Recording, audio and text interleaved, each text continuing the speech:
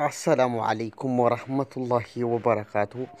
Egaa kabajamtootaaf jaallatamtoota dhaggeeffattoota keenya har'aa kan nuti isiniif qabannee dhufne oduu waan ajaa'ibaati. Oduu ajaa'ibaa kana waliif qooduudhaan hiriyoota keessan biraan nuuf gahaa. Oduun kan isiniif dhiyeessu ana Dr. Abdusseedha Kaayiroo irraa.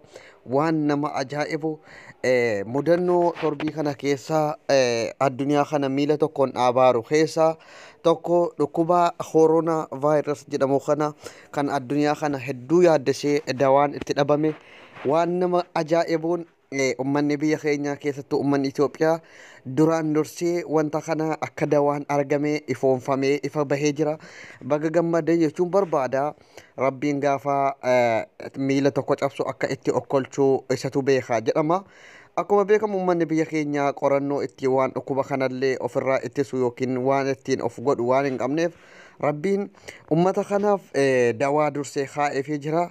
Qorichi wanta kana amma biyya adda addaa hedduu barbaadaa jirti jedhama. Egaa dhaggeeffadhaa waliif daddabarsaa hiriyootan keessaniif dawaa wanta kana cereddaamaa fi damakasee wal makuudhaan ganama shinii lama garaa duwwaatti yoo dhugdan dhukkubni kun daqiiqaa tokkoof iyyuu utuu isinirran turin battaluma sanatti guyyaa bollittaansuudhaan guyyaa lama yoo shinii lama ganama garaa duwwaatti dhugdan akka isin gadhiisu gabaasa dhugaarraa waan arganneedhaaf isiniif dhiyeessinee jirra jechuudha.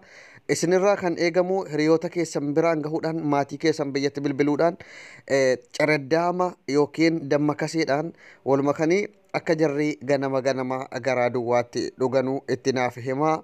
An kan kana isiniif himu waan qabatamaadha jechuudha. Waan ummata keenya fayyadu waan isinillee obboleewwan keessaniif nuti keessattuu warri diyaaspooraan biyya biraa jirru kun carraa ummanni keenya biyya jiru argate kana argachuu hin dandeenye jechuudha. Rabbiin akka cabse tokkolchuu danda'a. Kanaafuu ummanni biyya keenya hin sodaatinaa, hin yaadda'inaa. Rabbiin isiniif midallansuu keessanii miti kan inni amma balaa kana fideef waan inni immoo dawaa isiniif kaa'eef miskiinummaa keessan jireenya isin keessa jirtanu keessattuu ummanni baadiyyaa warri amma siyaasaaf jecha wal fixuu waa meeqa godhu kun warri baadiyyaa itti cabee maal godhee gibira irraa guuramuudhaan miidhamuu malee wanti ummata baadiyyaatiif godhame hin jiru. Keessattuu wanti kun ummata baadiyyaa hedduu fayyada. Rabbiin isin haa gammachiisu. Ammallee waan dhufaa jiru balaa dhufuu jiru hundarraa rabbi nu haa eegu siniin jenna. Egaa akkuma beekamu waan gurguddaadha iddoo kanatti adeemaa jiru. Kun as biyyuma Kaayiroo Ijibsi kanatti jechuudha.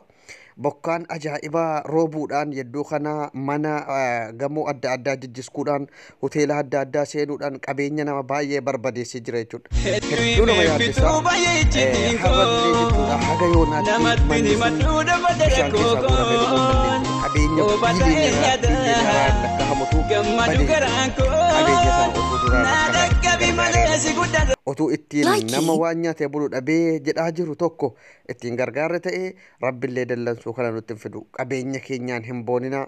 Kunoo amma rabbiin ummata keenyaaf dawaa argamsiisee jira. Akkas isiniin jennaa ulfaadhaa galatoomaa waliif daddabarsuu hin dagatina. Waliif qoqqoodaa.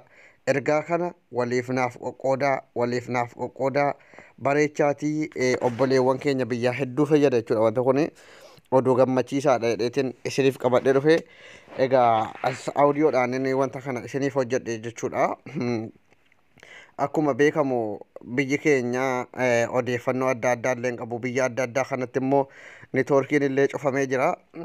Akka jarree wanta kana itti fayyadaman nuuf gochuun dirqama keessan bahadhaa.